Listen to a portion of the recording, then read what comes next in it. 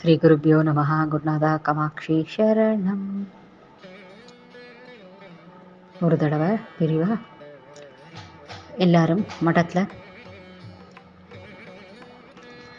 அவாவா சாப்பிட்டு அவாவா வேலைகள்லாம் முடித்து பூஜையெல்லாம் முடித்து எல்லாம் சாப்பிட்டு எல்லாம் ஆகிட்டு எல்லோரும் படுத்துக்க போயாச்சு. பெரியவாளும் விஷ்ராந்திக்கு போயாச்சு மத்தியானம்.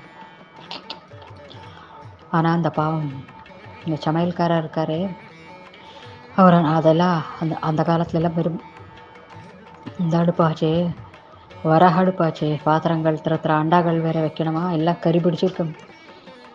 அத்தனை பாத்திரங்களையும் போட்டுண்டு வெயிலான வெயிலில் உட்காந்து தேய்ச்சின்னு இருக்கார் அந்த சமையல்காரர்.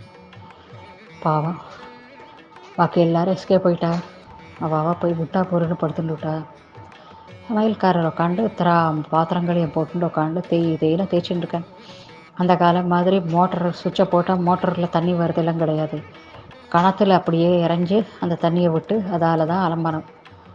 அப்படி செஞ்சுட்டு வெயிலான வெயிலில் வேர்க்க விறுவிற்க செஞ்சுட்டு இருக்கும்போது பின்னாடியிலேருந்து ஒரு நிழல் வருது. யாருன்னு பார்த்தா பெரியவா நின்றுருக்கா. டேய், எனக்கு உன்னை பார்த்தா ரொம்ப பாவமாக இருக்குது. நான் எல்லோரும் தூங்கிட்டா இல்லையா, நீ ஒருத்தன் உட்காந்து இத்தனை பாத்திரம் தேய்ச்சின்னு இருக்கியே, நான் உனக்கு ஹெல்ப் பண்ணட்டுமா?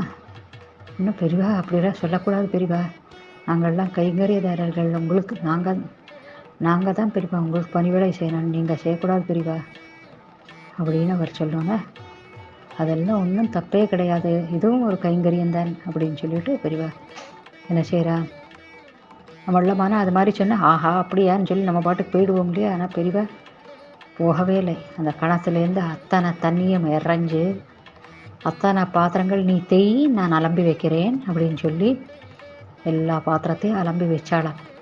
அந்த கைங்கரியதாரர் சொல்லி சொல்லி அந்த சமையல்காரர் சொல்லி சொல்லி தர்ம சங்கடத்துக்கு உள்ளாக்கி விட்டா பெரியவா. நீ சும்மாருன்னு சொல்லி பெரியவா தண்ணியை இறஞ்சி எல்லாத்தையும் அலம்பி எனக்கு ஹெல்ப் பண்ண. அது மாதிரி பல தடவை எங்களுக்கு எல்லாம் ஒத்தாசை பண்ணியிருக்கா பெரியவா மடத்தில், யாருக்கும் வழியில் தெரியாது அப்படின்னு சொன்னோன்னே இன்னொரு கைங்கரியதாரர் என்ன ஷேர் பண்ணிக்கிறாருன்னா, எல்லோரும் அன்னைக்கு சாப்பிட்டு படுத்துட்டோன்னே அவர் மட்டும்தான் லாஸ்ட்டு, அவர் ஒருத்தர் தான் சாப்பிட்றதுக்கு இருக்கார். பாக்கி எல்லோரும் படுத்துட்டாச்சு, பெரியவாளும் படுத்துட்டாச்சுன்னு நினச்சிட்டு இருக்காவா. ஓய்வு எடுத்துட்டாச்சு. அவர் எங்கே ஓய்வு எடுக்க போகிறாரு அது, ஆனால் அவருக்கு தெரியாது பெரியவா ஓய்வு எடுக்க போயாச்சுன்னு நினச்சிட்டு இருக்கார் அந்த கைங்கரியதாரர். அவர் என்ன செய்கிறாரு, இலையில சாப்பாடு போட்டுக்கிறார்.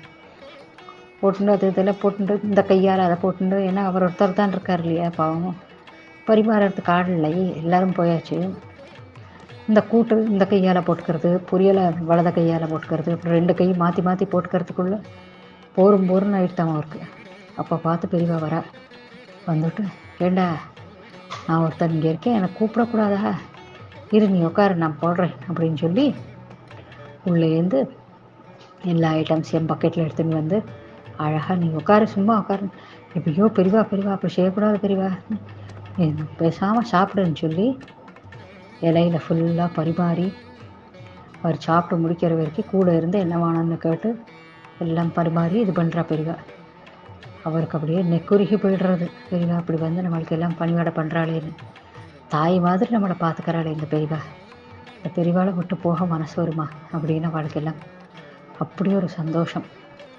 அப்படி இருந்துட்டு இருக்கிறத இந்த வேதபுரி மாமா இருக்காளே, வேதபுரி மாமா வச்சு பெரியவா பல இது நகைச்சுவை எல்லாம் பண்ணியிருக்கான்னு சொல்லியிருக்கேன் இல்லையா. நான் எப்போவுமே வேதபுரி மாமாவோட காலையில் என்ன வேலைன்னா, இந்த 1 மணி மெடிடேஷன் எல்லாம் ஆகிட்டு எல்லா பக்தர்களையும் சந்திக்கிறதுக்கப்புறம் என்னாகும், பேப்பர் படிக்கிற மாதிரி அன்றைய பஞ்சாங்கம் படிப்பர், அது வேதபுரி மாமாவோட வேலை. அப்போது அந்த பஞ்சாங்கம் படிக்கிறத அன்னைக்கு வேதபுரி மாமா வந்து பெரியவாளுக்கு பஞ்சாங்கம் படித்து காட்டுறார்.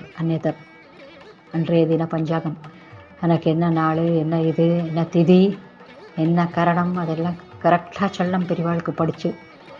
அன்னைக்கு வேதபுரி மாமா ஏதோ தூக்க கலக்கத்தில் இருக்காளோ என்னமோ தெரியலை, இந்த எல்லாத்தையும் கரெக்டாக சொல்லிகிட்டே வர அந்த கரணம் சொல்கிறதுக்கு விட்டு போய்டுறது. கரணம்னா அதுவும் அந்த நாளோட ஒரு பார்ட் ஆஃப் இதாம் அது என்னதுன்னு எனக்கே தெரியாது ஃபஸ்ட்டு.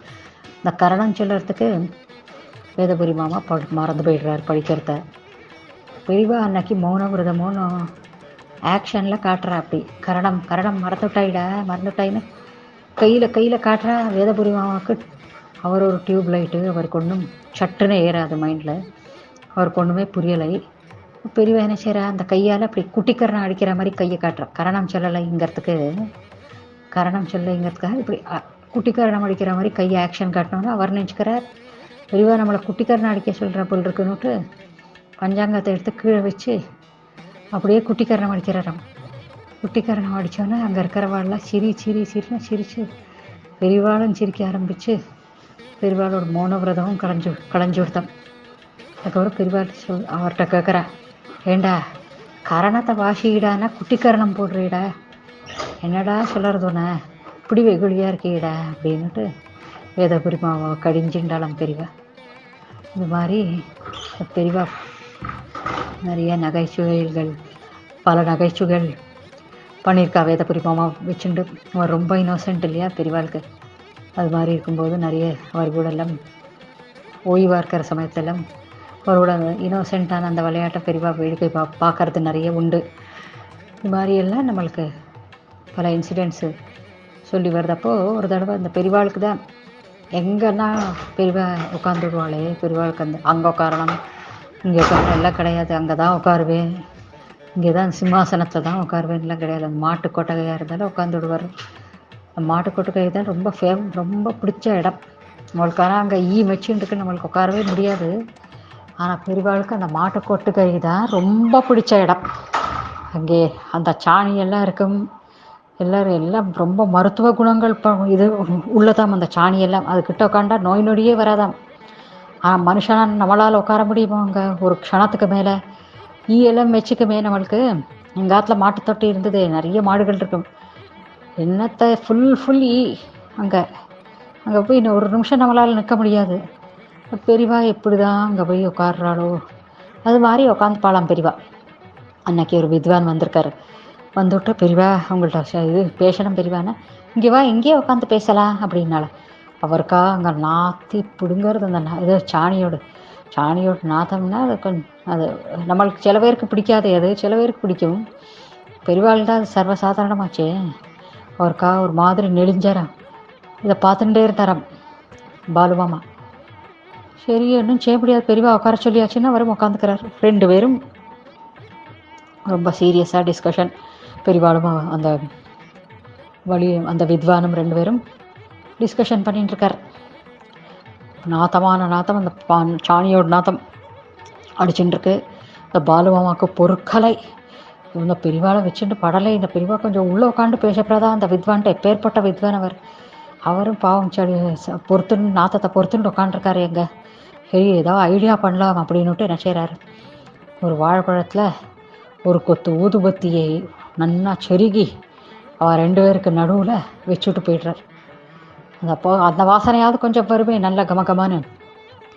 அப்போது பெரியவா சொல்கிறாளாம், அயோக்கிய பைய பாத்தியாடா, நம்ம 2 பேருக்கு நடுவில் வத்தி வச்சுட்டு போகிறான் அவன் அப்படின்னு சொல்லி இடின்னு சிரிக்கிறாளா. இது புரிஞ்சுதான் உங்களுக்கு? வத்தி வச்சுட்டு போகிறேன்னா சென்ஸ் ஆஃப் ஹியூமர் வச்சு யோசிச்சு பாருங்க உங்களுக்கு.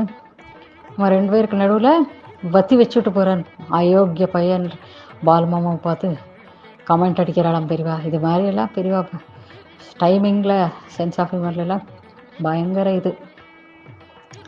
இந்த மாதிரி இந்த சின்ன சின்ன கைங்கரியக்காரர்களோட சில்மிஷங்கள், இந்த விளையாட்டுகள்லாம் இன்றைக்கி நம்ம பார்த்தோம் இல்லையா.